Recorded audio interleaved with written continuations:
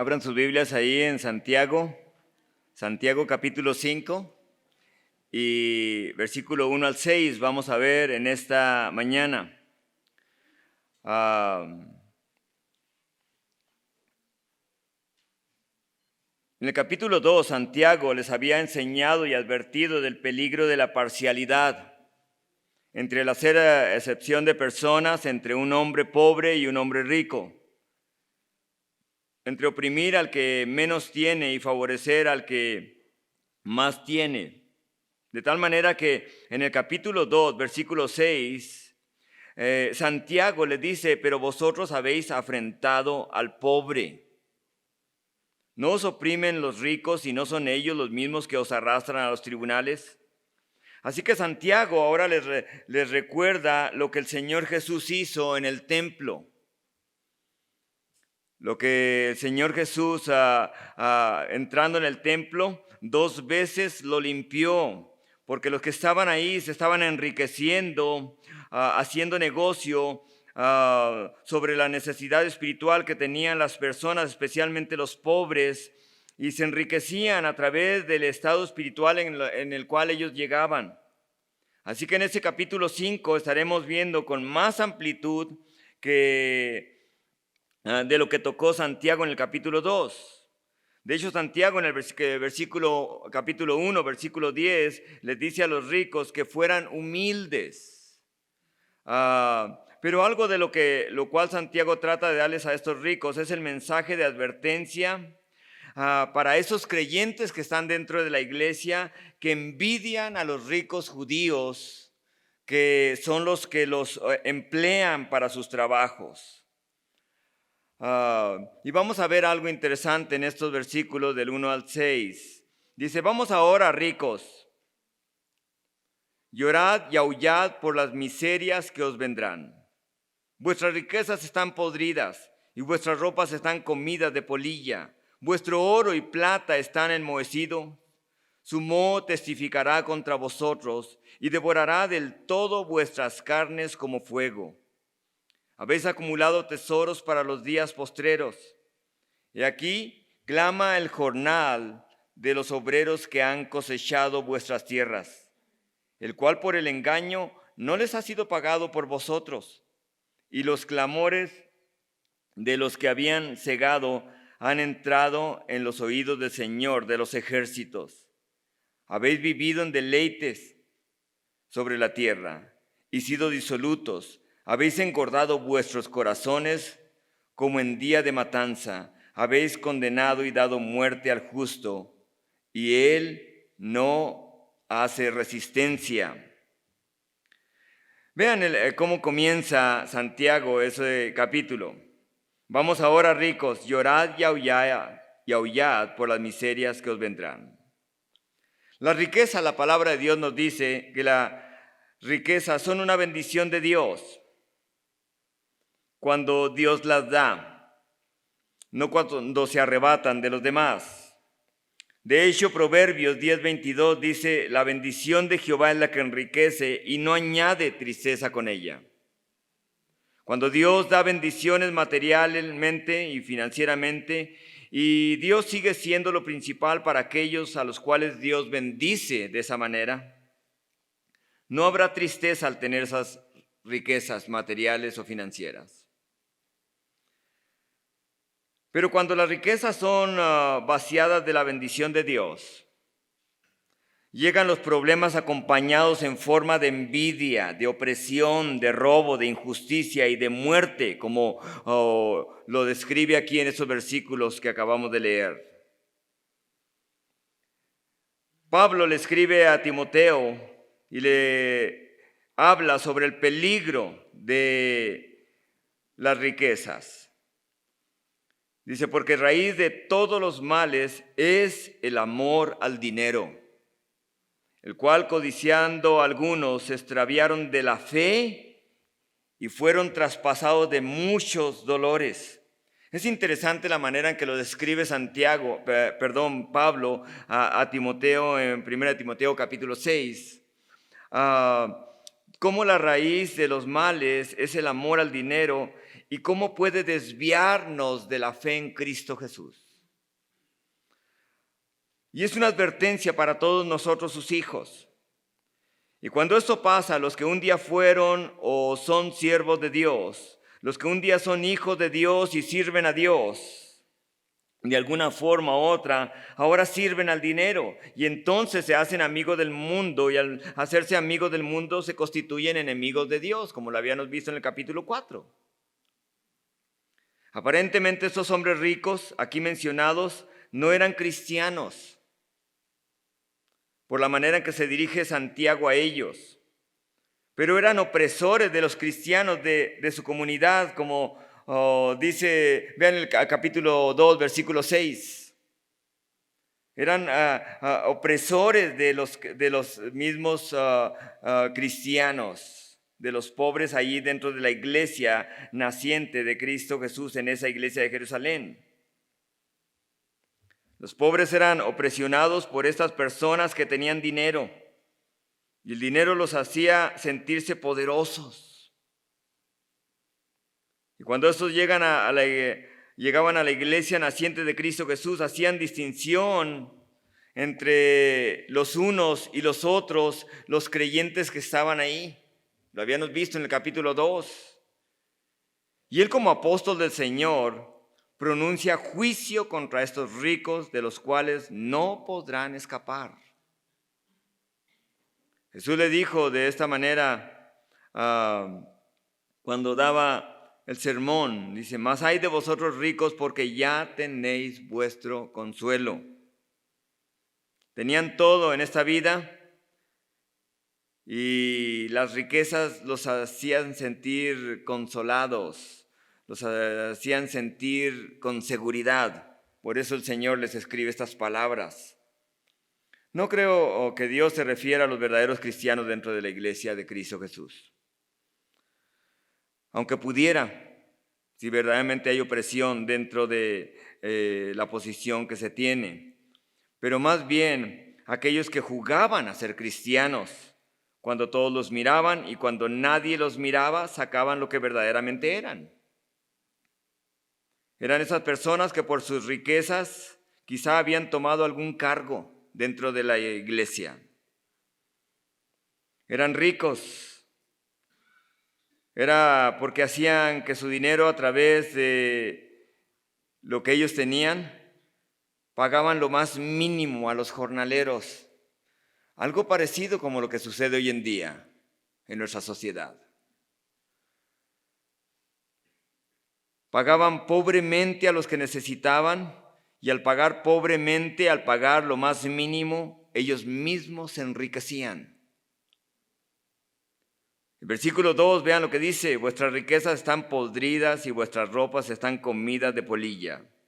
Vuestro oro y plata están enmohecidos y su moho testificará contra vosotros y devorará del todo vuestras carnes como fuego. Habéis acumulado tesoros para los días postreros. Vean cómo se usa esta misma frase que dice aquí, de los que planean el futuro sin consultar a Dios. Eran de los que pensaban que el futuro les pertenecía, que el tiempo era de ellos. Y posiblemente eran los ricos, los que habla el capítulo 4, versículo 13. Les pregunto, ¿qué es riqueza? De acuerdo a la cultura, vemos qué es riqueza. Y de acuerdo a lo que la palabra de Dios nos dice que es riqueza. La riqueza puede ser acumulaciones de cosas, como lo describe aquí Santiago, acumulaciones de comida, acumulaciones de ropa, de oro, de plata. El libro más antiguo de la Biblia, el libro de Job, describe que Dios permitió y Dios bendijo a Job de tal manera que fue muy rico en mucho ganado, dice. En el libro de los Hechos vemos que personas dentro de la iglesia naciente de Cristo Jesús tenían posesiones, propiedades, casas. Y cuando vieron la necesidad dentro de la iglesia, porque cuando recibían a Cristo Jesús eran perseguidos y ya no eran ocupados por los ricos judíos que estaban entre ellos, Ellos vendían sus propiedades y lo repartían entre los necesitados. Había personas que vivían independientes de Dios y estos eran los ricos dentro de la iglesia de Cristo Jesús. Me llama la atención porque en los últimos tiempos de la iglesia en general, aunque en cualquier iglesia puede existir eso, en cualquier denominación, digo yo, diría de esa manera. La última iglesia es representada por la iglesia de la Odisea, una iglesia rica financieramente. No le falta nada. Y sin embargo el Señor le dice, mas tú eres un pobre, desventurado, miserable. Imagínense eso. Tienen todo. Y sin embargo Dios los llama así. Y eso es la última iglesia del año 2023, del siglo XXI. Ahora,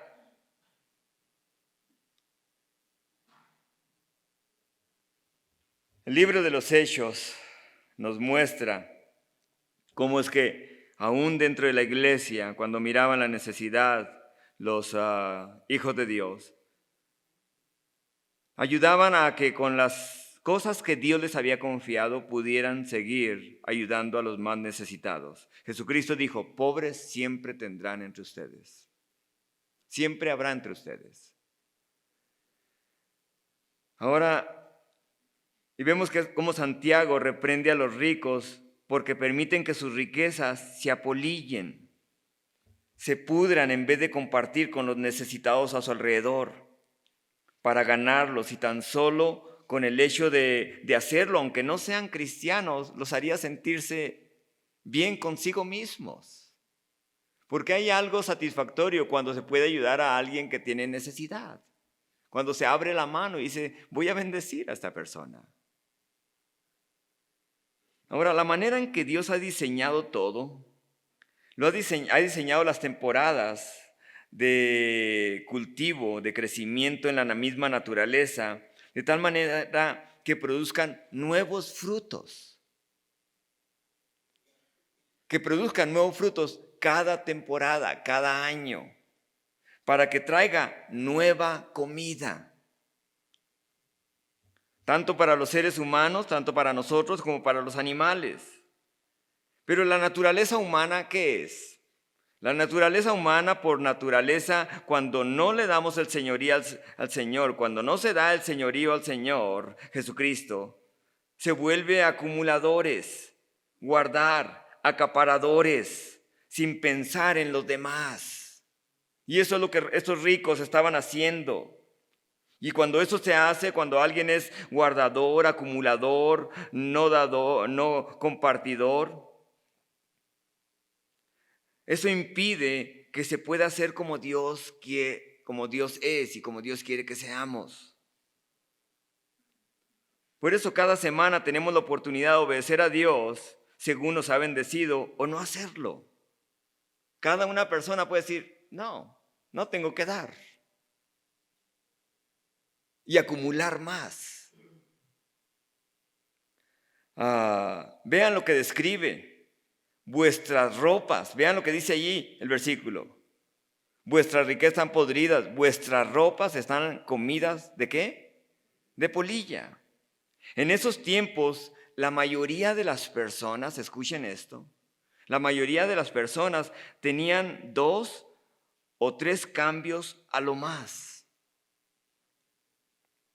Sus ropas eran usadas hasta que ya no podían usarlas porque eran remendadas. Eran arregladas lo más que se pudiera para poder seguir usándolas. Los pobres no se preocupaban de que la polilla se las comiera. El uso se los iba a comer.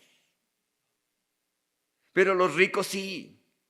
Los ricos tenían ropa que guardaban de tal manera que cuando la querían usar estaba siendo comida por las larvas. Por estos insectos, depositaban sus huevecillos en esas ropas caras que los ricos tenían, donde nacían los gusanos, y esos gusanos se alimentaban de esas ropas, como lo describe Isaías 51, Job 13.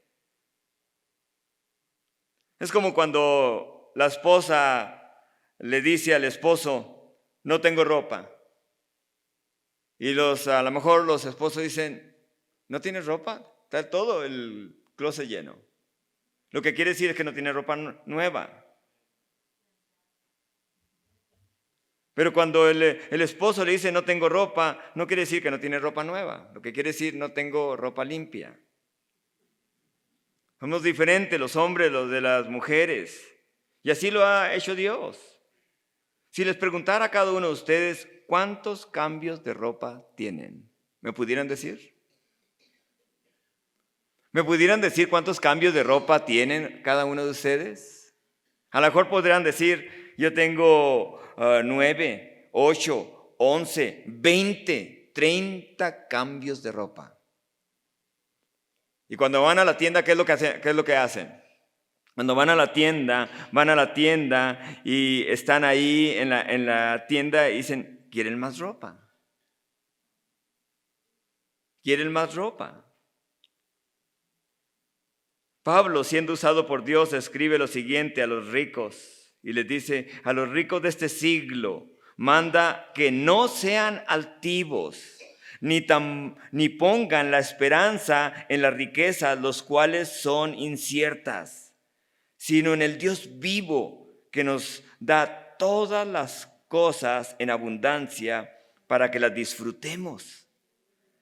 Que hagan bien, que sean ricos en buenas obras, dadivosos. Vean cómo le dice que sean ricos, dadivosos, generosos, atesorando para sí buen fundamento para lo porvenir, que echen mano de la vida eterna.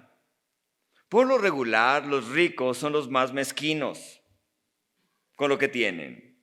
Son los que luchan más en abrir su mano a los necesitados. Les puede abrir su cartera cuando Dios los ha bendecido abundantemente. Vemos a los ricos, ¿no? A los que se creen dueños de este mundo, como Bill Gates o George Soros, que desestabilizan países completos. Creen que la sociedad le pertenecemos a ellos. Le pertenecemos a Cristo Jesús, hermanos, nosotros.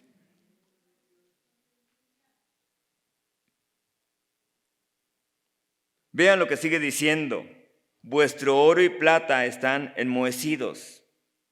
Santiago usa una forma figurativa para describir que el oro y la plata están enmohecidos. Estos dos metales no son afectados por la naturaleza. Los entierran y van a quedar igual. Y duran décadas o siglos y van a quedar igual. No cambian. Pero a lo que se refiere Santiago aquí, al hablarles de que el oro y la plata están enmohecidos, les está diciendo, su esperanza está en las riquezas. Su esperanza está en lo que tienen, no en Cristo, sino en lo que tienen. ¿Qué pasaría si no tuviera nada? ¿Todavía tendrían esperanza? ¿Qué pasaría si no tuviéramos nada? ¿Tuviéramos esperanza? Como esos pastores que dijeron, vamos a ir, lo que cueste. Si nos van a encerrar, que nos encierren. Si nos van a correr de este lugar, que nos corran. Cristo es el tesoro que tenemos.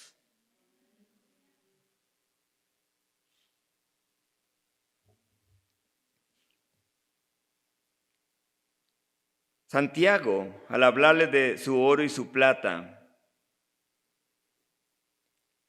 como enmohecidos, tenían esas riquezas porque habían privado a los pobres jornaleros con lo más mínimo y ni siquiera les habían pagado.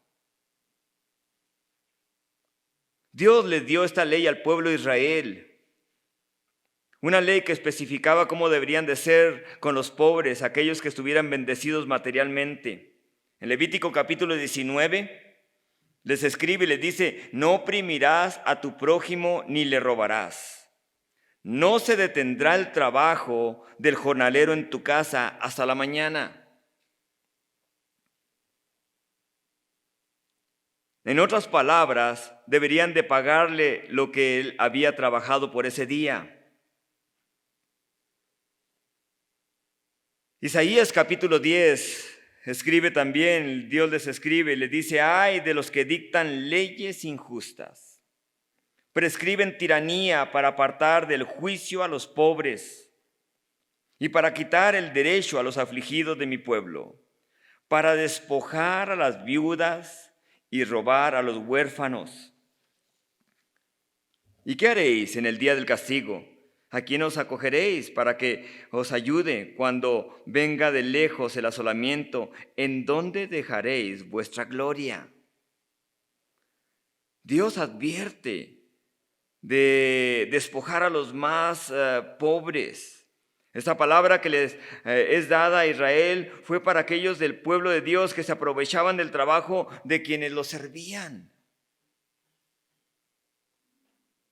Y por eso habla de estos metales corroídos. Aunque el oro y la plata, les decía, no se corroen, les habla figurativamente. Y debemos verlo de esa manera. El solo tener oro y plata juntados, guardados, acumulados, pierde su propósito. Amén. Si nadie ve ese oro y esa plata, constantemente Estados Unidos, China, Rusia, que son los más que tienen más toneladas de oro, están diciendo: tengo estas toneladas y tengo estas toneladas. ¿De qué sirve? ¿De qué sirve que tengan toneladas de oro si no se pueden ver entre sí mismos? Y por eso, ¿de qué sirve metales preciosos que Dios ha creado? ¿De qué sirve tener metales escondidos? Los metales esos fueron para ser exhibidos. Amén. Fueron para ser exhibidos. Las mujeres, ¿verdad?, usan las cadenas, se usan anillos, se usan de diferente forma. En otras palabras, son para ser exhibidos. Son metales que representan algo en la Biblia. El oro representa la divinidad de Dios. La plata, la redención de Dios. Sin embargo, ¿de qué sirve? Me llama la atención cuando en realidad estos ricos solamente habían acumulado oro y plata y lo habían guardado. ¿De qué sirve que alguien tenga y ni siquiera puede comérselo en una comida? ¿De qué sirve si no puede gozar eso? Pablo lo dijo a los corintios de la siguiente manera, algo muy interesante. Y les dice no solamente a los corintios, nos dice a nosotros a través de su palabra, pero escribe esta palabra y dice: pero tenemos este tesoro en vasos de barro, para que la excelencia del poder sea de Dios y no de nosotros.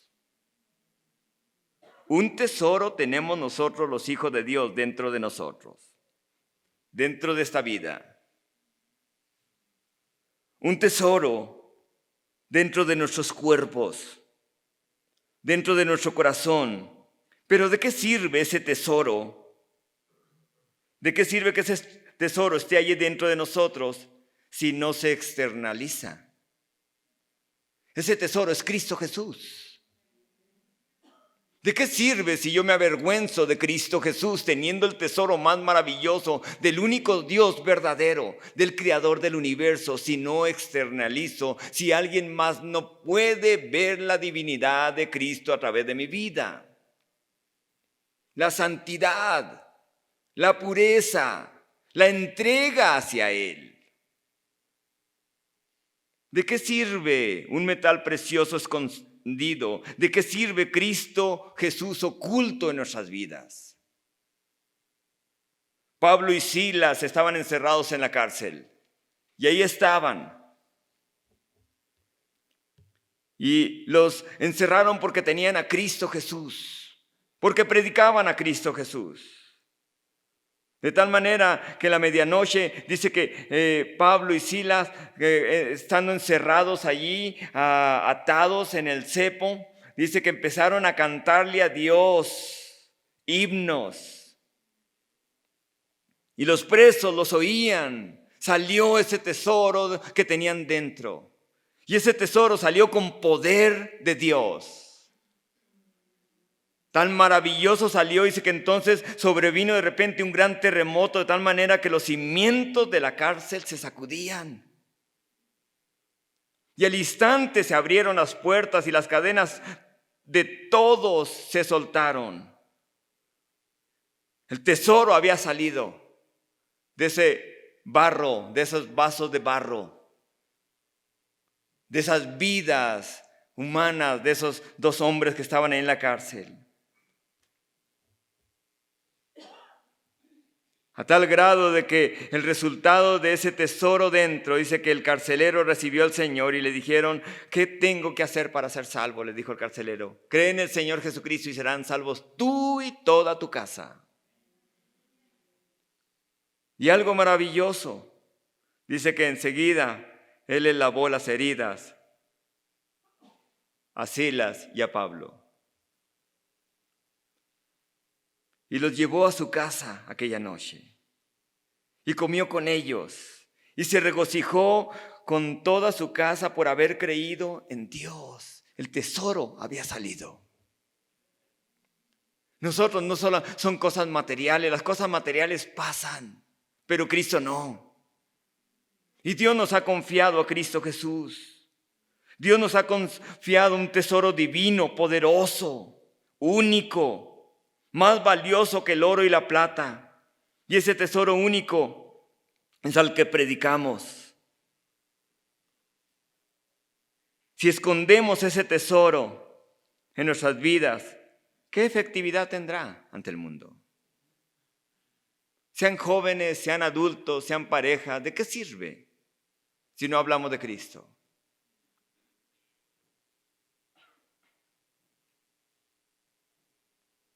Los ricos amontonaban los metales preciosos.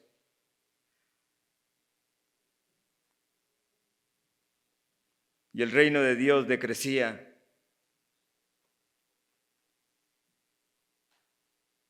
Por eso les dice, devorará del todo vuestras carnes por el fuego. El fuego es devastador, amén. El fuego es devastador, con grandes temperaturas consume todo a su paso, todo completamente a su paso. Y Dios viene como fuego consumidor, dice Hebreos capítulo 12, Deuteronomio capítulo 4. Para aquellos que continuamente rechazan el plan de salvación de ese gran tesoro que Dios nos ha confiado, que es el Evangelio de Cristo Jesús. Vean lo que sigue diciendo allí en Santiago, en versículo 4 al 6. Y aquí, clama el jornal de los obreros que han cosechado vuestras tierras, el cual por engaño no les ha sido pagado por vosotros. Los clamores de los que habían cegado han entrado en los oídos del Señor de los ejércitos. Habéis vivido en deleite sobre la tierra y sido disolutos. Habéis engordado vuestros corazones como en día de matanza. Habéis condenado y dado muerte al justo y él no os hace resistencia. Un pecado definitivamente guiará a otro. Y vivir para solo acumular riquezas, acaparar, en vez de compartir con los pobres y necesitados, pronto se busca no solo acaparar, sino robar al que menos tiene. Vemos aquí cómo es que los pobres sufren las injusticias de los más ricos. Y quiero que notemos algo que se menciona aquí. Por eso dice, clama el jornal de los obreros, que han cosechado vuestras tierras, el cual por engaño les ha sido pagado, no les ha sido pagado por vosotros. No les habían pagado por lo que ellos trabajaban. El trabajar un día era llevar comida a la mesa de una esposa y de unos hijos. Eso era. Ellos trabajaban para la comida, para lo que iban a comer su familia. Y aquí el rico le decía, no te puedo pagar hoy. Algo así como lo que sucede dentro de nuestro país, dentro de Estados Unidos, donde se queda de depósito una semana o 15 días. El rico se queda con el depósito de esa semana en vez de pagarle al pobre que trabaja por ese dinero. Leyes injustas. ¿Que no trabaja el trabajador por eso? Y por eso dentro de nuestra ciudad, dentro de nuestro país, vemos al señor en la Ciudad de México, ¿no? A este señor que decía que se preocuparía por los pobres. Sin embargo, la inflación es impresionante desde que él entró. ¿Pobres? Es increíble. Entre más tienen, más quieren. La ambición. Y en vez de dicen, él me está dando. No, el gobierno no da nada. El gobierno solamente reparte los impuestos de nosotros. No es de ellos.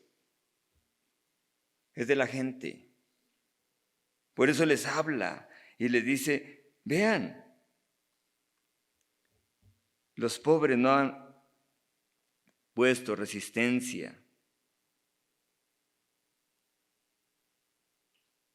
Van a subir el salario mínimo. ¿Cuánto lo van a subir? 15 pesos. ¡Wow! Para que se compre una soda. Es increíble en realidad en vez de las burlas de los gobiernos.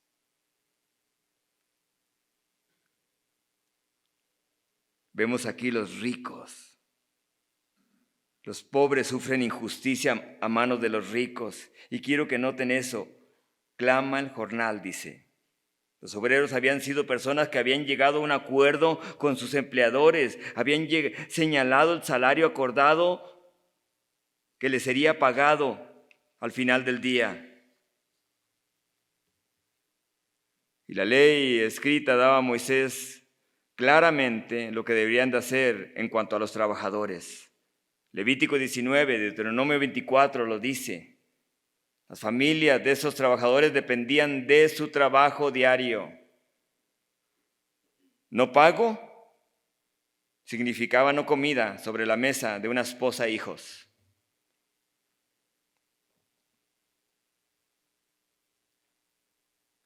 Habían trabajado en sus tierras, levantado su cosecha y aún no tenían su paga.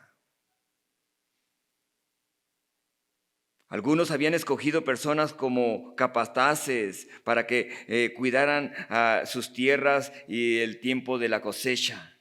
Y se habían ido lejos, como lo describe Mateo 20. Vean cómo Dios se dirige a ellos a través de Santiago. Clama el jornal. Los obreros, en vez de que hubiera gozo por la cosecha, había tristeza. De hecho, la palabra de Dios nos dice en el Salmo 126 lo que debía ocurrir cuando se terminaba la cosecha. Había fiesta. Había fiesta. El Salmo 126 dice, los que sembraron con lágrimas, con regocijo segarán. ¡Wow! Había terminado la cosecha. Y cuando terminó la cosecha le dijeron, no te puedo pagar hasta que venda todo. ¡Wow! ¿Les hace algo parecido? Irán dando y llorando el que lleva la preciosa semilla, mas volverá a venir con regocijo, trayendo sus gavillas. Yo creo que cuando iba a trabajar llegaba cansado y llegaba llorando, triste. Pero cuando empezó a nacer las gavillas, en otras palabras, traían gozo en sus vidas. Jeremías también describe de esta manera y les dice, ay del que edifica su casa sin justicia y sus alas sin equidad, sirviéndose de su prójimo de balde y no dándole el salario de su trabajo. La palabra de Dios nos dice que el obrero es digno de su salario, amén. El obrero es digno de su salario. El pobre trabaja por ello. De hecho, Pablo le escribe a Timoteo y le dice, pues está escrito, no pondrás bozal al buey que trilla, digno es el obrero de su trabajo. Doy gracias a Dios, hermanos, que como iglesia no usamos este podio para poder estar pidiendo y pidiendo y pidiendo.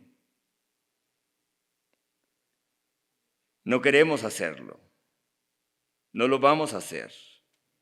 Yo creo que lo que se tiene que usar este podio es para que la palabra de Dios sea expuesta.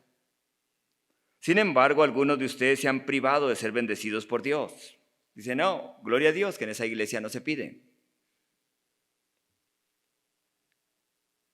Sin embargo, Dios los ha bendecido. Y no solamente en cosas materiales, en muchas formas Dios nos ha bendecido, amén.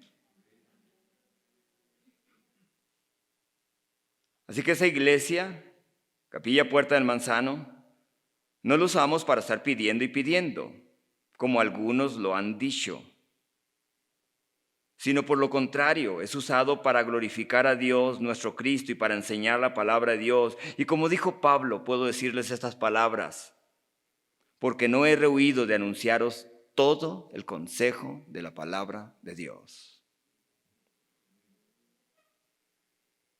Pues el obrero es digno de su salario. Y al no hacerlo, cometemos pecado de omisión, porque sabemos lo que tenemos que hacer. La Escritura dice, cada quien aparte, según haya prosperado. Y no den por tristeza ni por necesidad, porque Dios ama al dador alegre. Vean lo que sigue diciendo Santiago, y con esto terminamos. Vean ahí, le dice Santiago a los ricos, habéis engordado vuestros corazones como en día de matanza. Santiago se encarga de poner una clara ilustración de animales que solo están siendo engordados para ser sacrificados sin saber su fin. En otras palabras, el ganado que está dentro de los corrales, bien gordo. Y ve al el otro ganado que está fuera del corral, flaco, ese pobre, ese flaco. Y no sabe que está siendo engordado para sacrificio. Así que Santiago les pone este ejemplo. Vivían en la opulencia.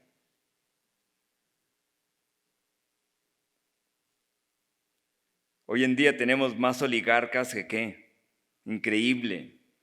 Ellos despojan de tierras a los que quieren. Asesinan a personas para tener tierras, aún dentro de nuestro estado, para poseer las tierras. Increíble a dónde llegan. Oligarcas mundialmente, dueños de sociedades completas, de gobiernos, dueños de gobiernos. Así que los ricos están sumidos en completos lujos y libertinajes y no saben que habrá un día de juicio, que tendrán que dar cuentas a Dios y entonces sus riquezas no podrán defenderlos. No podrán defenderlos.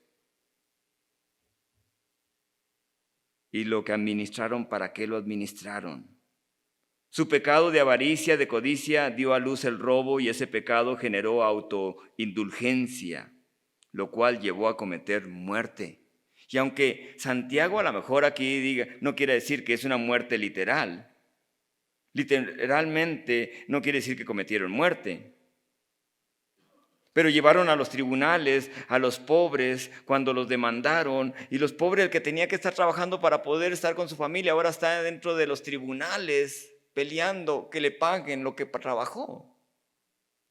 cuando tenía que estar trabajando para poder traer comida para su familia, y aún ahí tenían los jueces, hacían la decisión sobre el rico y le decían, la decisión está al favor del Señor. Así que aquel pobre se quedaba, como dice el versículo 6, sin hacer resistencia. Decían, bueno, pues ni modo. Dios es justo y un día pagará. Eso es lo que hacían. Alguien lo puso de esta manera en cuanto al necesitado, al pobre. El pan del necesitado es la vida del pobre. Y el que se lo quite tendrá la sangre en sus manos. El privar al empleado de su salario es derramar sangre.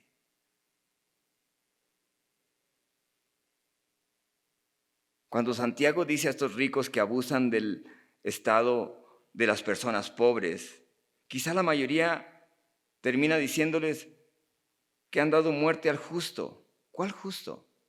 Algunos comentaristas dicen sobre el versículo 6, dice, habéis condenado y dado muerte al justo. Posiblemente Santiago tenga en su mente y en su corazón lo que hicieron con Cristo Jesús, el creador del universo. Habiendo dado muerte al justo. La Escritura dice en Romanos capítulo 3 que no hay justo ni aún uno. Los que somos justos simplemente por la fe, una fe imputada por Cristo Jesús. No somos justos por nosotros mismos, somos justos por la sangre de Cristo, amén. Así que el único justo es Cristo. Y Él no puso resistencia. Incluso cuando fueron a arrestarlos, cuando le dijeron, Él les dijo, yo soy. Y dice que cayeron a tierra. En otras palabras, la palabra yo soy les dijo. Y cayeron a tierra. La palabra yo soy es Yahweh, que es yo soy el Señor. Él pudo haberlos exterminado. Sin embargo, no lo hizo. Jesucristo dijo, porque si en el árbol verde hacen estas cosas, en el seco, ¿qué no harán? Amén. Si al creador del universo lo tratan así, ¿qué no harán con los que seguimos al creador del universo? Con los que hemos puesto nuestra confianza en Cristo Jesús, el creador del universo. ¿Qué no harán con nosotros? ¿Cuál es nuestro temor? ¿El mundo? ¿La sociedad? ¿El gobierno? Nuestro temor debe ser Cristo, hermanos. Cristo Jesús. Porque un día, sin límites, proclamaremos a Cristo Jesús en todo este mundo, con cuerpos glorificados.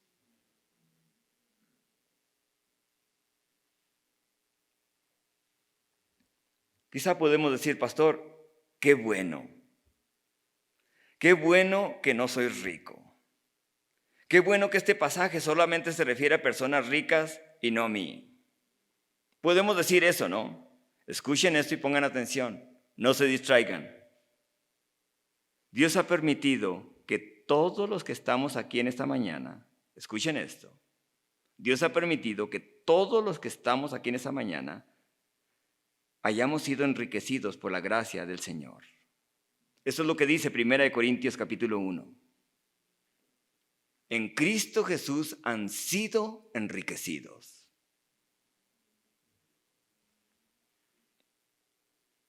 Cada uno de nosotros estábamos perdidos, éramos pobres.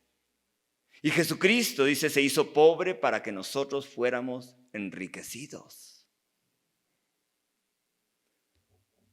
A lo mejor dirán, qué padre que solamente habla de los ricos. No, nosotros hemos sido enriquecidos. Escuchen esto.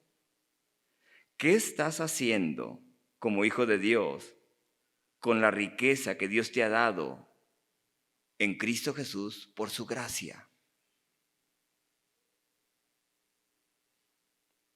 ¿Dónde está el tesoro? ¿En tu trabajo saben que conoces a Cristo? ¿Tus vecinos saben que conoces a Cristo? ¿Tus familiares saben que conoces a Cristo Jesús?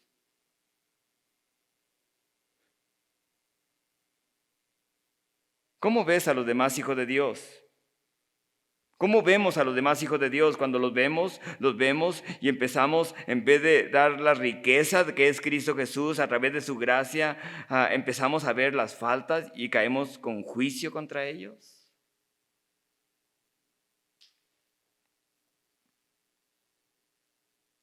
¿No es cierto que cada uno de nosotros hemos sido enriquecidos por Dios en Cristo Jesús? ¿Qué estamos haciendo con esa riqueza? Porque esa riqueza no le afecta a la polilla ni los ladrones.